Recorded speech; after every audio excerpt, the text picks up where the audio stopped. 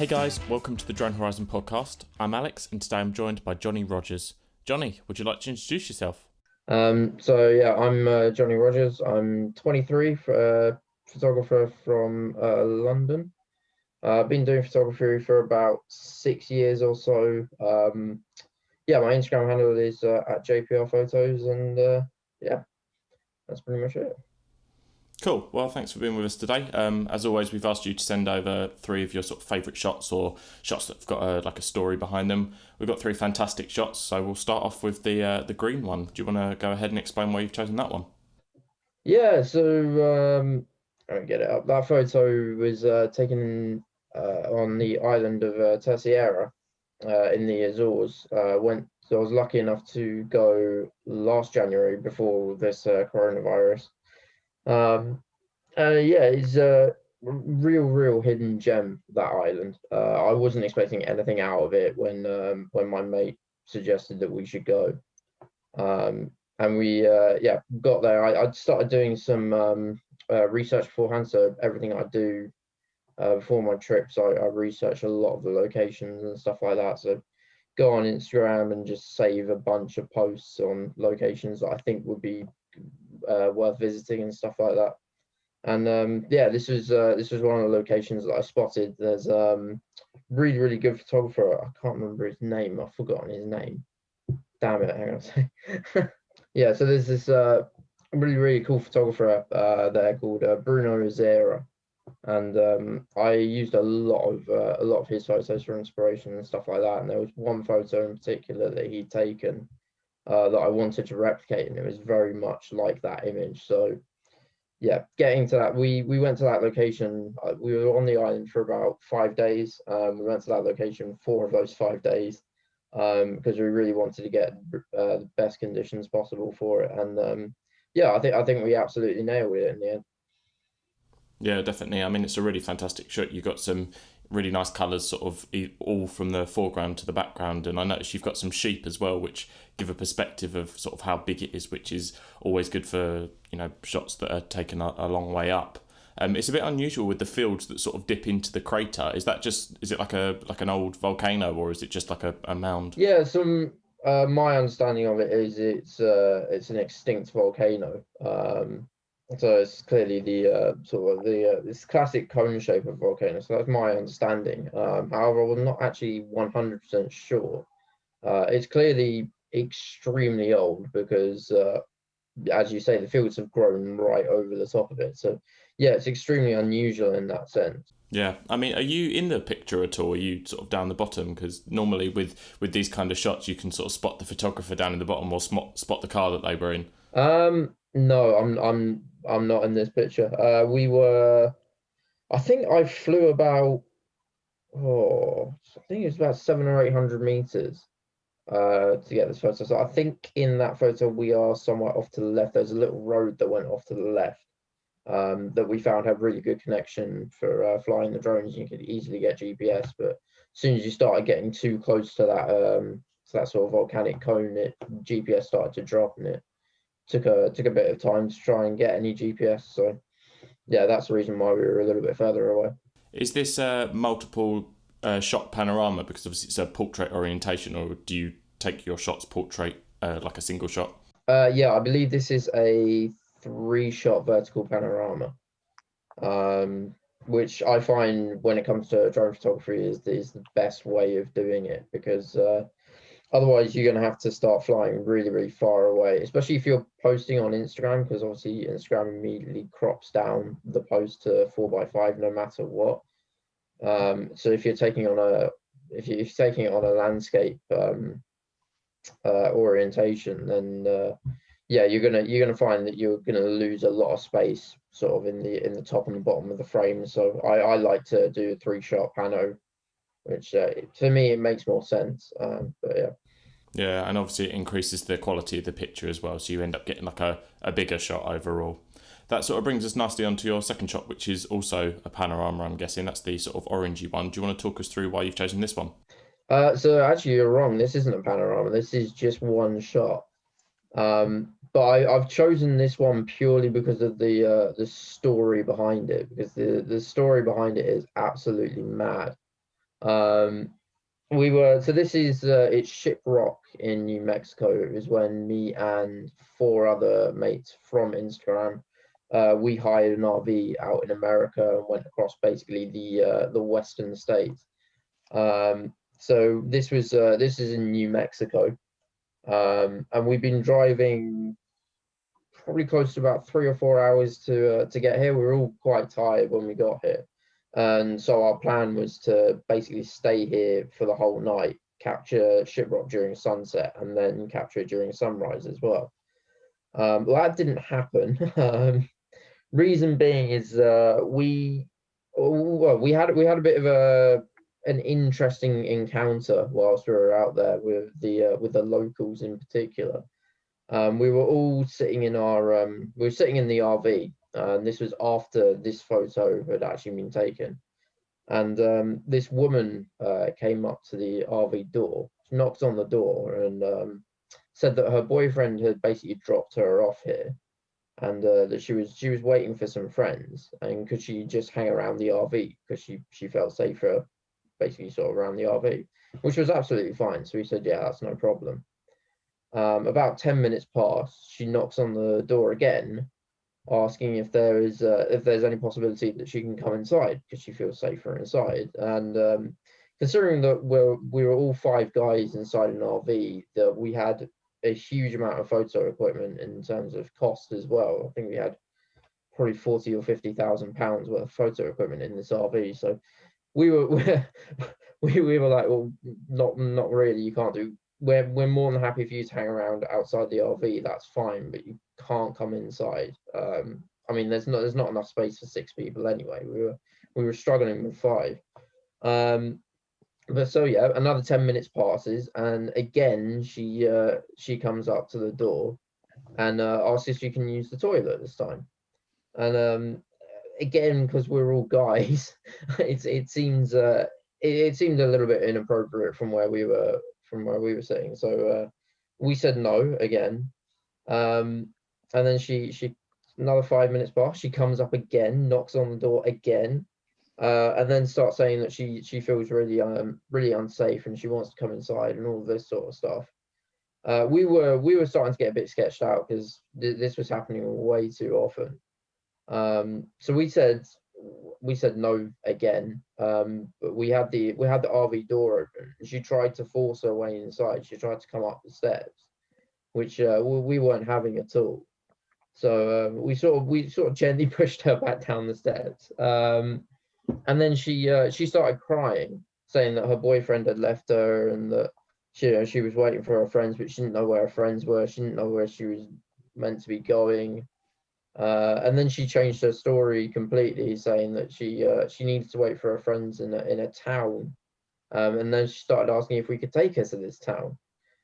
So her exact words was, "We need to. My friends are in a town to the left." I had a quick look on Google Maps while she was saying this and found out that there was no town to the left whatsoever for what had to be a good 60 or 70 miles.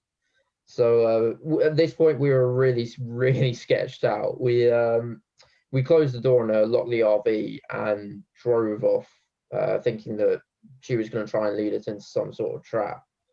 Went to a car park that we'd had lunch in Shiprock, the town itself, and we were starting to joke about it, sort of thinking about preparing dinner, and then some drunk guy comes up to the RV and starts saying that this is his land and we can't be here. It's like we're like, what are you on about? It's a shopping, like it's a supermarket car park.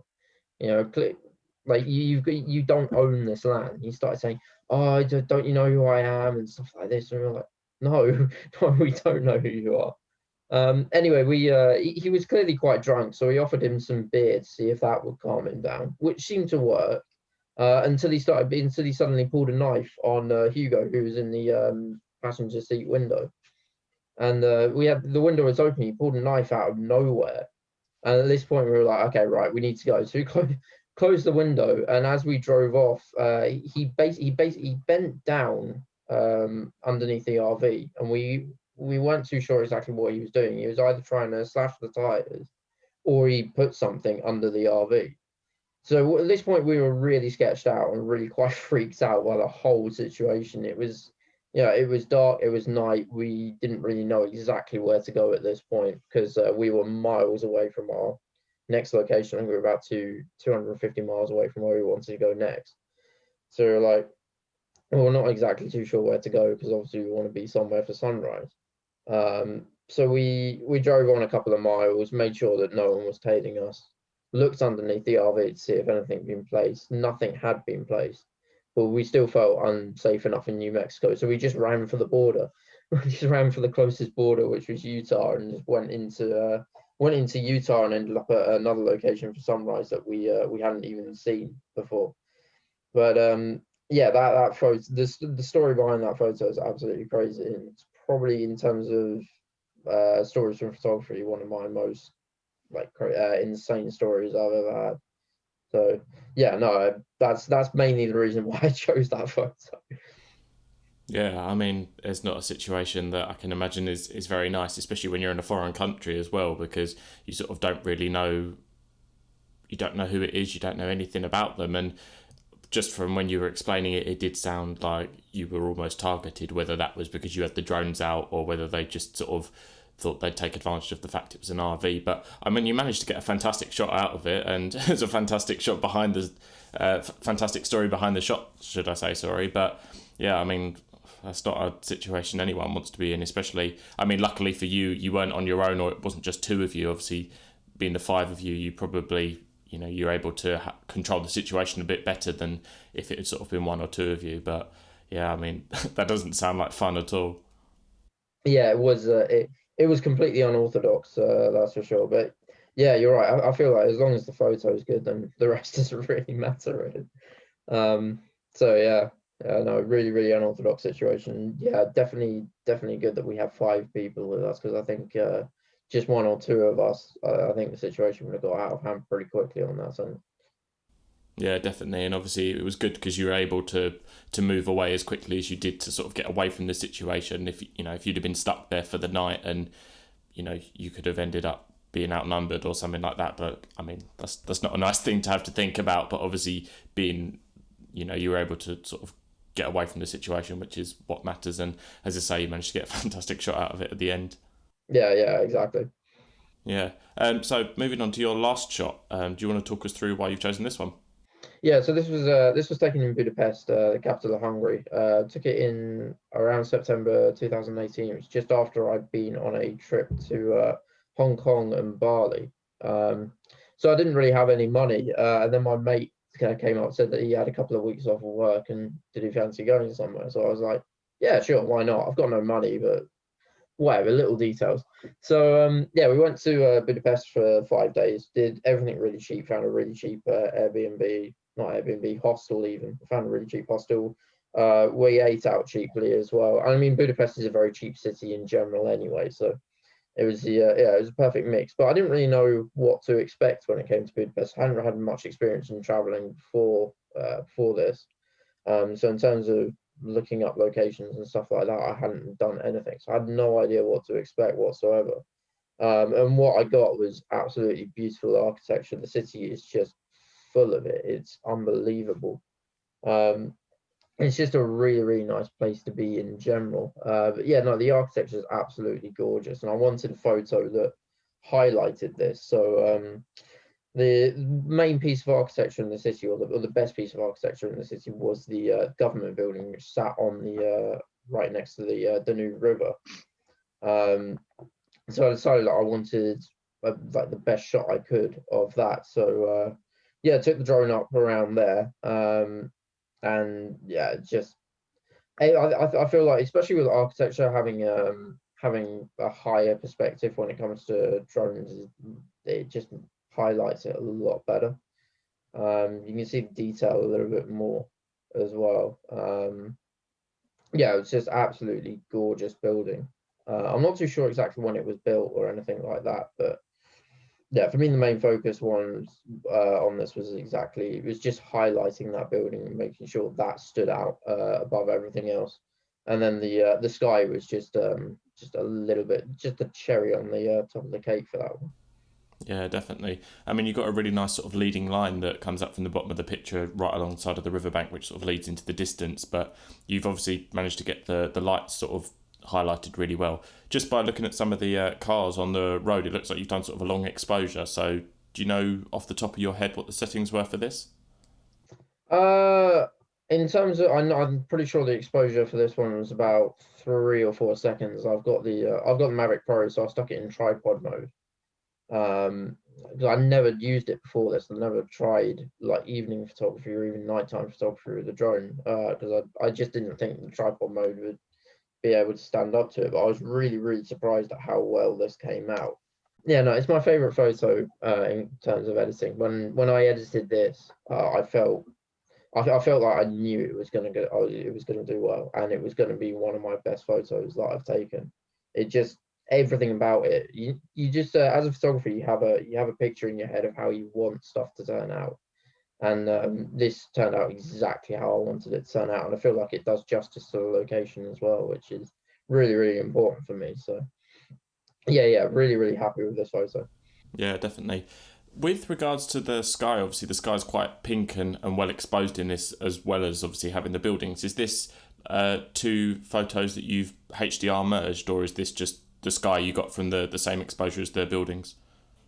So if you were to see the before of this, so if you would scroll down to this photo on my Instagram account, I actually have the before in the carousel before that post. And it's pretty mad to say the least. I basically the color wasn't exactly like this. It was a lot more. This was taken more in a blue hour. But the clouds were there, and all I did was in Lightroom just bring a graduated filter down from the top of the photo to roughly where the horizon is, and just add a little bit of warmth, a tiny bit of saturation, and a little bit of purple tint, and it just lit the clouds up beautifully. And for me, it fits the scene really really nicely. So yeah, it's not stacked or anything like that. I haven't taken the sky from anywhere else. It's basically just editing manipulation. But yeah.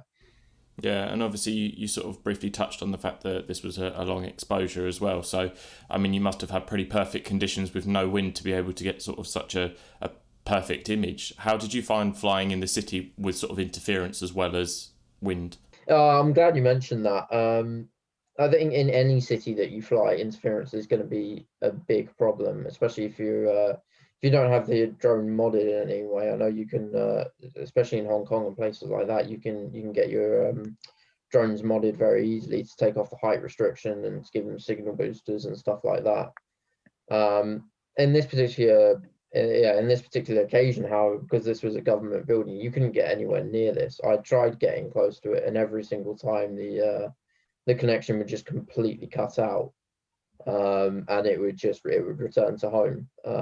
So I had to change tack because originally I wanted to get much closer to this building, but I wasn't able to do so. So I pulled out and yeah, as you say, use the river as a leading line up into the photo and decided that I would just highlight that building as much as possible in terms of the light around it because the sort of the streets around it were naturally quite dark anyway. So even in the before, it's the building's highlighted really really nicely. So I thought I'd just play on that. Yeah, definitely. I mean, you've sort of briefly touched on the fact that you use a Mavic Pro. So do you want to run us through what kind of kit you normally take with you on sort of trips like this? Yeah, so I run with a Mavic Pro with 4 batteries. I feel like having as many batteries as you possibly can is the best way forward, especially if you're traveling somewhere where you might not necessarily have the facilities to charge them via a wall socket or something like that. Done. You can charge drone batteries with car chargers absolutely fine, but you have to keep them on rotation, and it can take a little longer to charge than just from a normal wall socket. So I try and have as many batteries as I can possibly find.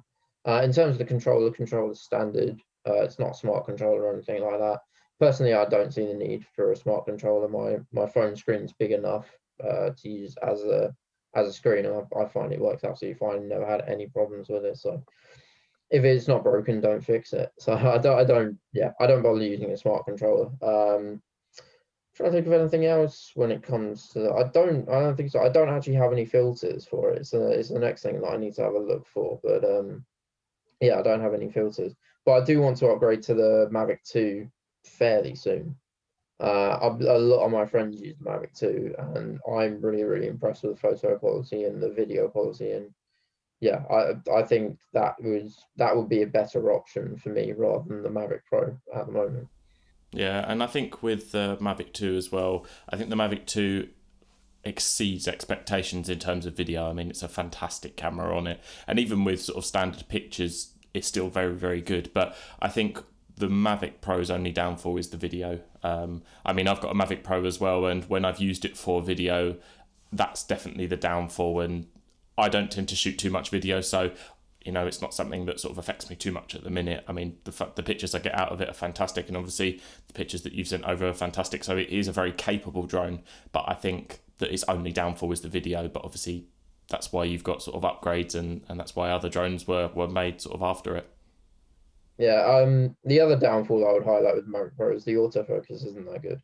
There will be times where the drone will just completely refuse to focus, and it's quite difficult to manually focus it. Um, but yeah, no, the video is not the best. It's a lot better on the Mavic 2 than the Mavic Pro. Although it wasn't actually the Mavic Pro wasn't the first drone I had. The first drone I had was actually the Mavic Air, but because that's only got Wi-Fi connection, not RC connection. Especially flying it around urban areas, you couldn't get 200 meters away before it would just decide, no, I'm just going to disconnect now and return to home. And even out in the country and stuff like that, the connection was pretty awful. Which is why I switched to the Mavic Pros, because I knew the Mavic Pros connection was a lot better. But the flight time and stuff like that on the Mavic Air was fine. And if you're just looking for I'd say if you're beginning out with drones, you're not too serious when it comes to photography. You're looking something more for leisure than the Mavic Air is perfect. But if you're looking more to do this as a career, or you're focused on your photography a lot, then yeah, definitely the Mavic Pro and the Mavic Pro 2, 100%. So was the sort of RC, the compatibility and the way that it transmission, was that the sole reason that you upgraded from the Air to the Pro? Because when I upgraded from my Spark, I was toying between either the Mavic Air or the Mavic Pro, and I ended up obviously going with the Mavic Pro purely just for sort of overall being that little bit more pro in the sense. So was that the only reason you upgraded, was the transmission? Yeah. It was literally the only reason I upgraded from the Mavic Air to the Mavic Pro, because I got the reason why I got a drone was for an upcoming trip to Hong Kong.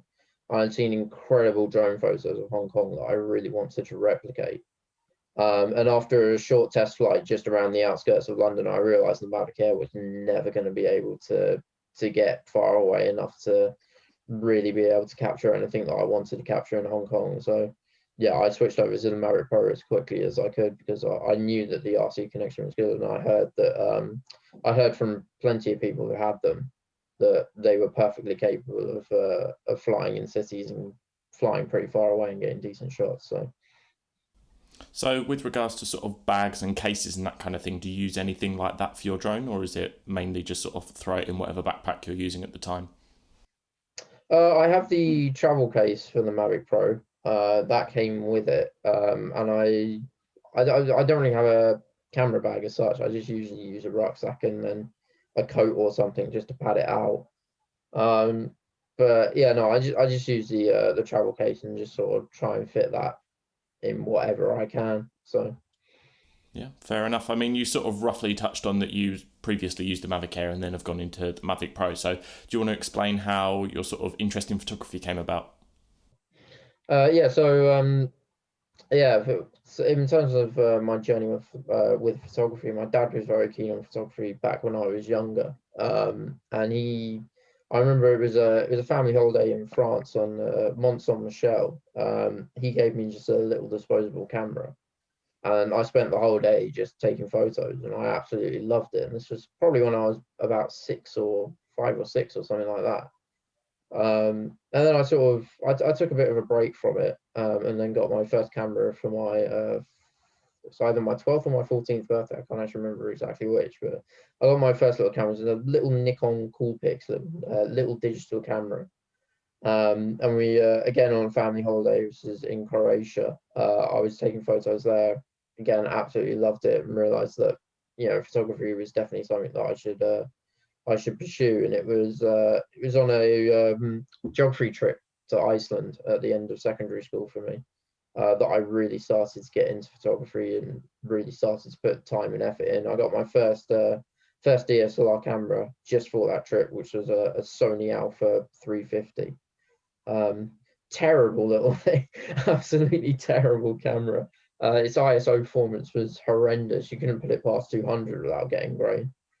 And I was trying to take photos of the Northern Lights on like 1250 ISO. It's just never ever going to work. But I didn't know much about photography back then in terms of cameras and stuff like that. I simply thought you just put it on all the right settings and take the photo. It wasn't necessarily the case. So yeah, I started from there, and then a friend suggested Instagram to me. So I started posting photos on Instagram, and then started doing specific trips up into London just to get content for Instagram. Then started going along to photography meets, started networking with people, grew a following from that, and yeah, ever since then I've always put 110% effort into photography, and just made sure that I get better and that the photos are coming out exactly how I want them to. I take a lot of inspiration from other Instagrammers, so I'll see the work that they're doing, and chances are I'll probably go to the same place, but I'll always try and put my own little twist, be that from a different perspective, a different composition, um, slightly more unique conditions. I love trying to go for unique conditions like a heavy fog, or in some places you can get really, really cool inversions where the clouds just appear to like just settle on the ground. So yeah, I love going for really unique conditions. I think that that's the best conditions to do photography in, because you can really, really transform a place with unique conditions. So, sort of, how far along your photography journey, say we call it, did you pick up a drone, and why did you first do that? It was actually pretty far into my photography journey. I think I'd been on Instagram for a couple of years before I really started to consider drone photography. And I started seeing photos of like really, really nice photos taken with a drone of locations that I'd been to and always thought, no, it's all right, it's not that great. Because the one thing I love about drone photography is you're just able to unlock a completely new perspective wherever you go. And I feel like 90% of the locations you go to, having a much higher up perspective works really, really well. You get a sense of scale of the place so much easier from a drone than you do from a just from being ground level with a camera. Yeah. So, sort of, as you've developed over time, is there sort of any tips or anything that you can offer to people that sort of you've picked up? Yeah, when it comes to drone photography, the main tip I would have is to actually take the time to work out what all of the settings do, and also try and work out what you need in terms of personalizing those settings. So, especially when it comes to video and stuff like that, having the sensitivity of the gimbal lower can really, really help. And it's only something I've worked out probably within the past year or so. It's getting those really slow panning zooms that you see on a lot of like really, really high quality travel videos or stuff like that can really, really help. And having lower gimbal sensitivity, I think, is sort of the key to that. But yeah, no, just in general, just making sure that you know exactly what everything does when it comes to the drone, can really help, because there are situations where you could lose the drone if you don't know what the settings are. Yeah, I mean, you briefly touched on as well that as you've sort of grown your Instagram and that kind of thing, you've gone to sort of meets with other photographers. Do you find that helps your creativity being around other people sort of like minded, especially for sort of shooting? Yeah, when it comes to photography, I feed off of other people's ideas 100%. I know that makes it sound like I copy people. I don't. Yeah, especially when you're in a group of people taking photos, you can bounce ideas off of each other really, really easily. and then you can either all go for the same shot, or you can all do a different thing. But when you've got 5 people working on one photo, the outcome can be really truly spectacular, because you put a lot of time and effort in, and if you're planning out right down to the very last detail, you can get a pretty decent photo. Yeah, I mean, obviously you mentioned then and a little bit earlier on that you tend to sort of plan your photos ahead of time. How do you, other than obviously finding shots that are similar on Instagram, is there any other tools or apps or anything that you help to sort of help find some sort of good places to shoot? I know a lot of people use apps like photo pills, which give you sort of the direction of the sun, direction of the Milky Way, the direction of the moon. It goes into crazy detail. Personally, I don't use that, but it is probably something that I should look into in terms of using. In terms of planning out shots, the main things that I'm looking for would be weather. Weather's a huge one. If the weather's not right, then sometimes it can just completely ruin a location. So I always try to plan ahead of time in terms of weather, and so looking at detailed weather forecasts and trying to work out, would it be better to go here, or would it be better to go here? When it comes to drones specifically, I always make sure I have a look at the wind as well, because wind speeds can really affect how the drone flies, as you probably expect. But if you're flying into a headwind, that battery can go within 10 minutes, and if you're not prepared for that, it will just fall out the sky, and then that will be it, game over. So yeah, I really make sure to have a look at the sort of like the wind forecast. Yeah, definitely. Well, thank you very much for taking time out of your day to chat. I'm glad we got around to it in the end, and obviously it's been great hearing about the sort of stories behind your shots. Do you want to just remind everybody how they can find you on Instagram and if you've got a website or anything like that? So the Instagram is at jpr.photos. Website is coming soon. I'm setting up a print shop at the moment, so if you like what you see on there, I promise you I'll have prints of it soon. Cool. As I say, well, thank you very much for taking time out of your day. And yeah, all the best with everything. No, thank you for giving me the opportunity. Cool. Thank you very much. Thank you.